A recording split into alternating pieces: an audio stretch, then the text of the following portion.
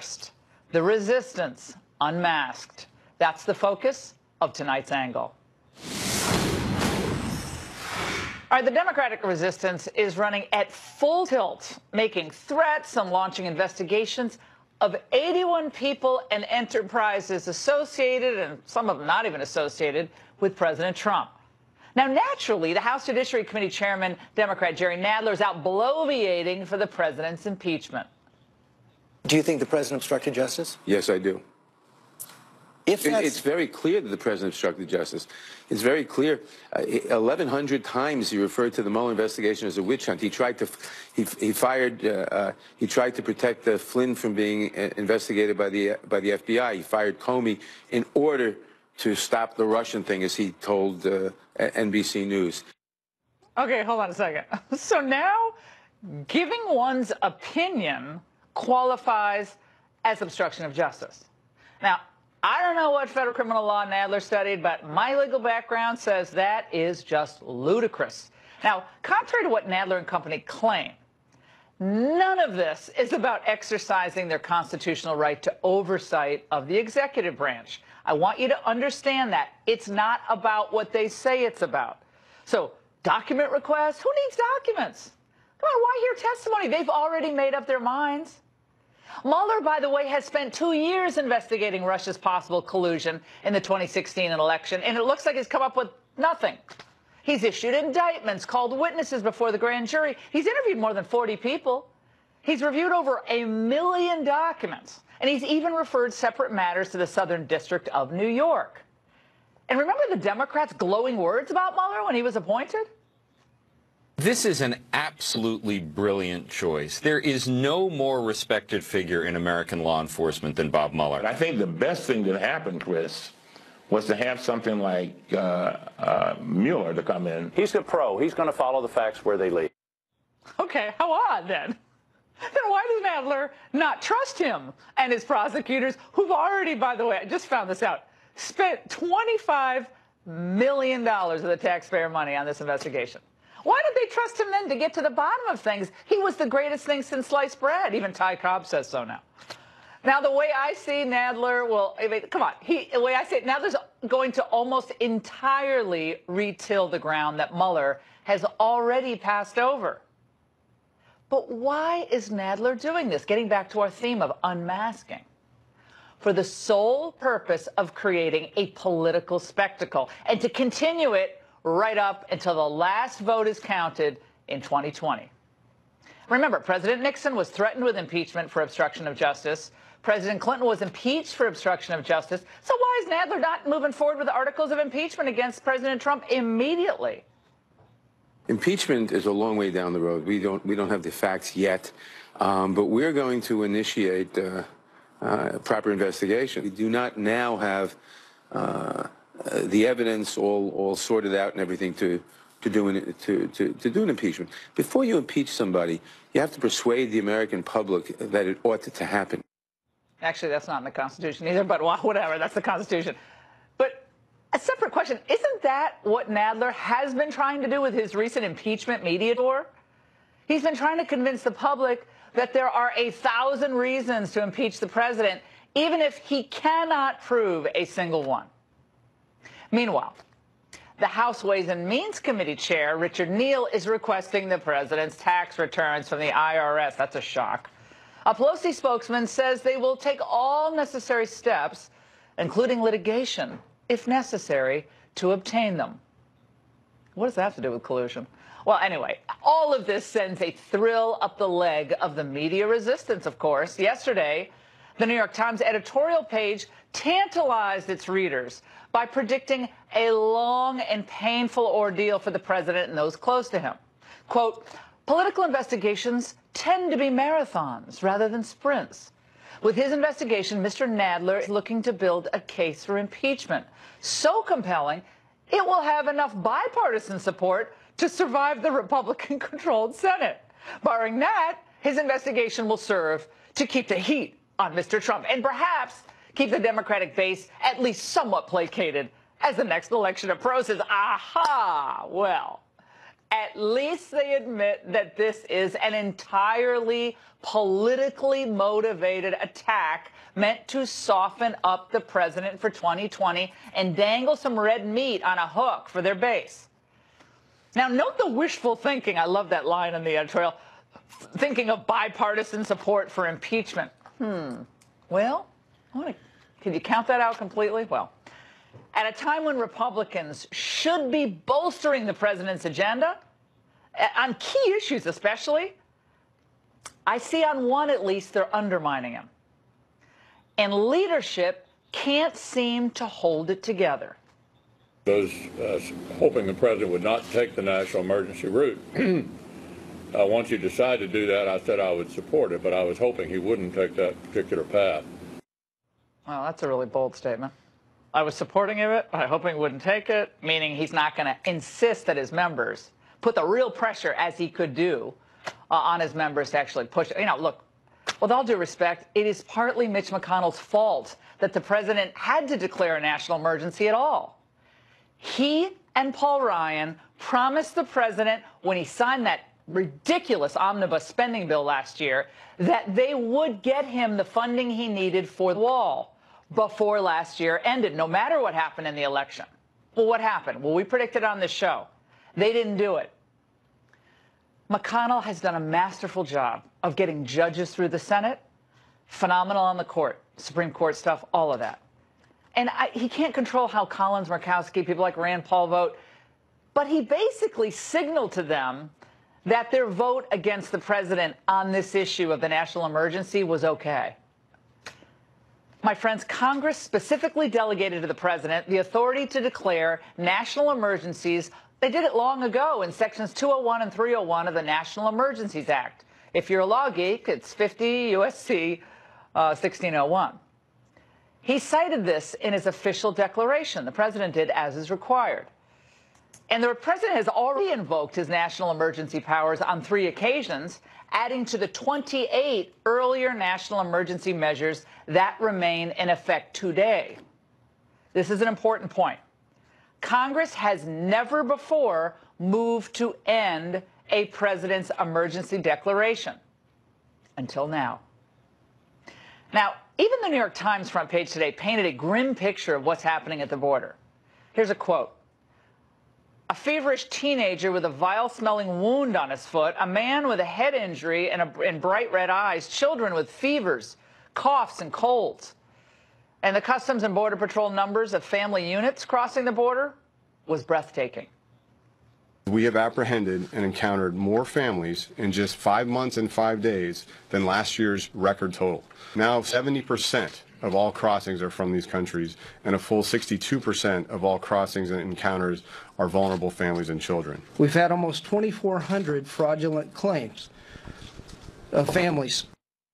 Now, more on the dire situation of the border is going to be coming up later in the show. You do not want to miss it. It goes way beyond that. And there's a lot more in that New York Times piece we're going to get into. And we will be naming names and unmasking the motives of those on the left and some on the right who are working to stop stronger enforcement on our southern border, which includes a physical barrier. The president must continue to stand firm on this issue and forge ahead against the Chamber of Commerce Republicans who want an endless flow of cheap labor, and the open borders Democrats who think they have an endless supply of new voters.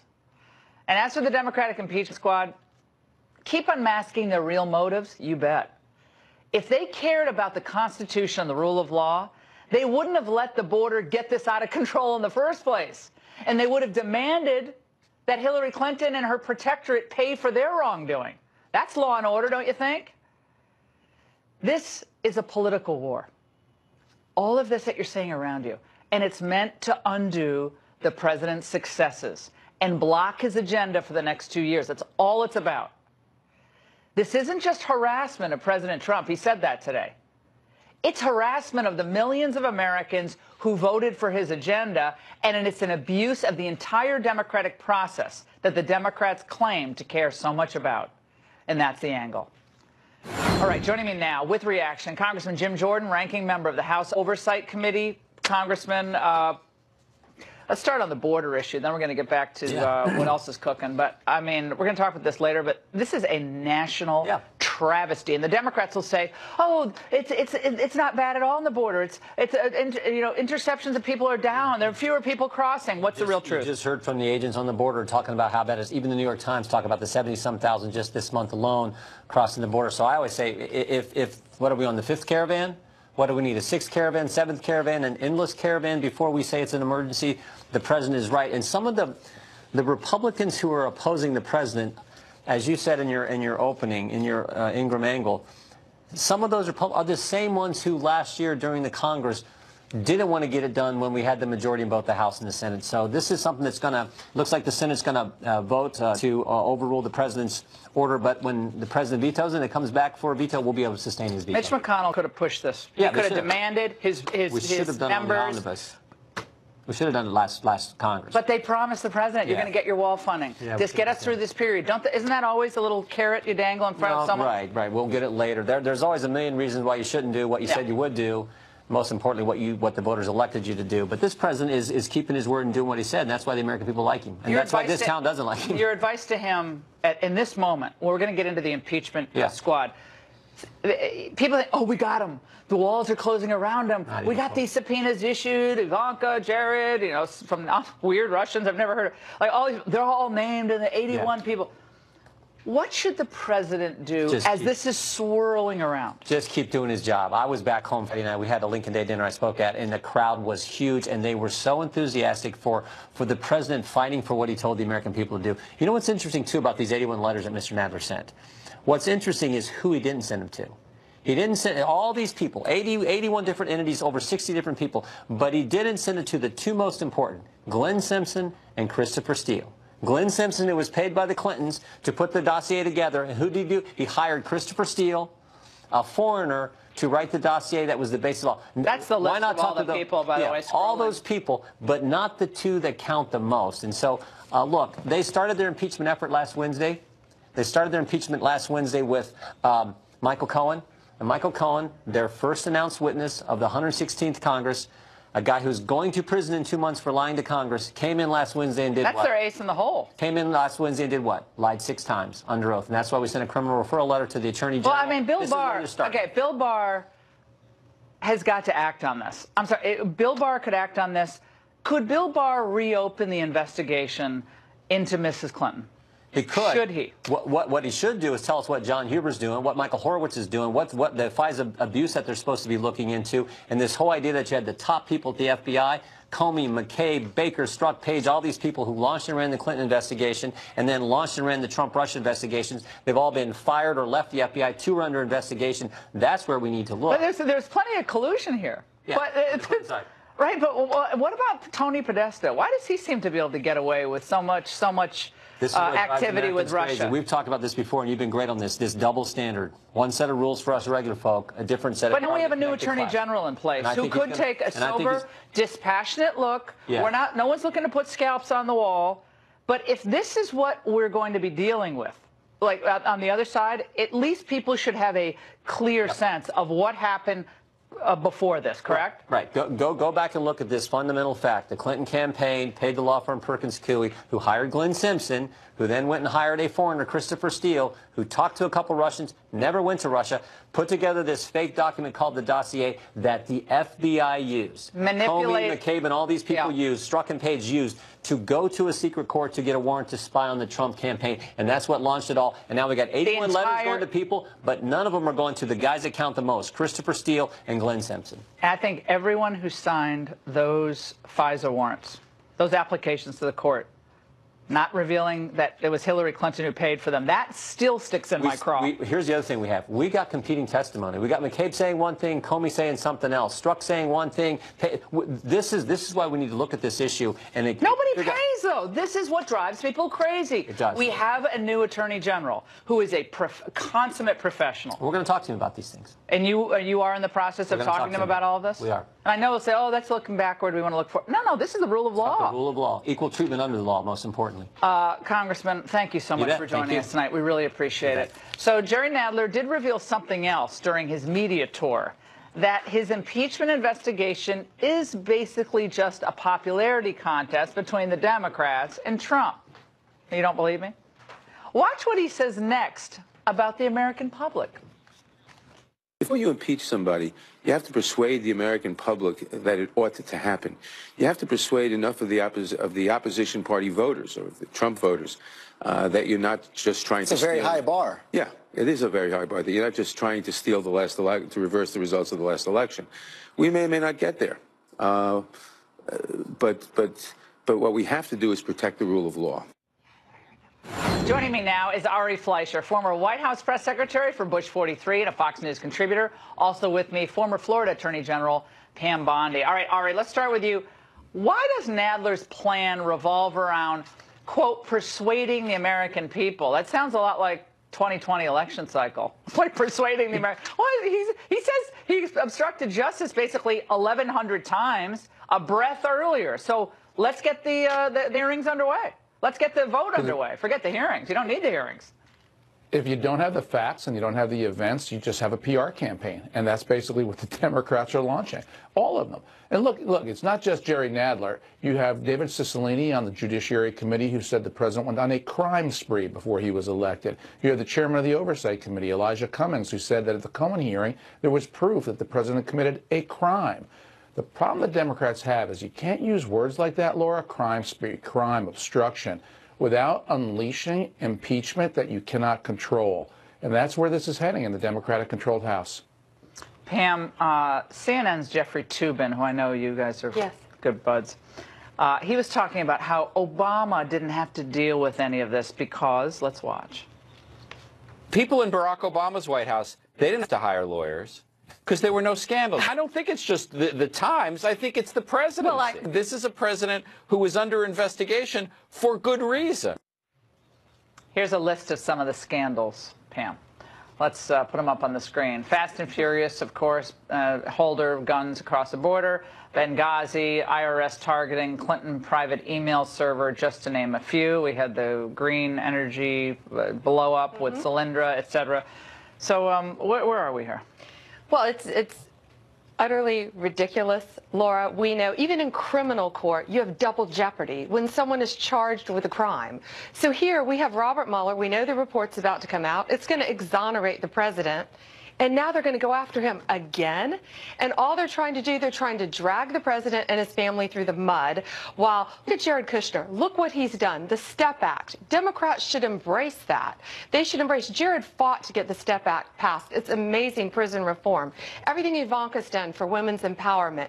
Everything all the family members have done. Look at the GDP. Look at women's unemployment. Look at minority unemployment. They don't care about that. Pam, you're acting like they care about that. This is brutal political warfare. It is. They want to take him out on his knees. And it's not enough to say they're harassing me. This has got to be a forward campaign of historic speeches where he is doubling down on success. I think he has to double down on the border, do asylum reform, all this stuff, and say, okay, you guys, I'm serious about making this country even greater than it already is. I agree. And all you want to do is bring, like, Jerome Corsi up to testify on Capitol Hill. I mean, my God. While the president's out there saving the world, and he is. And as far as the border, the hypocrisy there. Oh, no. You know, look at the guns. The guns. So Democrats want to take guns out of the hands of law-abiding citizens, yet they want them to flow across our border into the hands of gang members and drug dealers. It's unbelievable. They ignore that. No. Ari, you've seen this before. We witnessed what impeachment did to the country before. I was just getting going on TV when this was happening. I just started a show on another network the day the impeachment report dropped. And I think Republicans thought, we have them this time. How did that all work out for the Republicans back then? It boomeranged. Republicans lost 5 seats in the House of Representatives in '98 right after impeaching Bill Clinton because the country wasn't there. And the country's not there for this now. Look, Laura, the first campaign I ever worked on, I was 21 years old, 1982, and I was told the incumbent Democrat did cocaine. I said, how do you know that? And they said, well, we don't really know, but that's what we heard. And that's when I realized in politics there's a tendency to criminalize, delegitimize whoever your opponent is, and I've always tried to resist it in politics. It's wrong when it was done to George Bush. It's wrong when it's done to Donald Trump.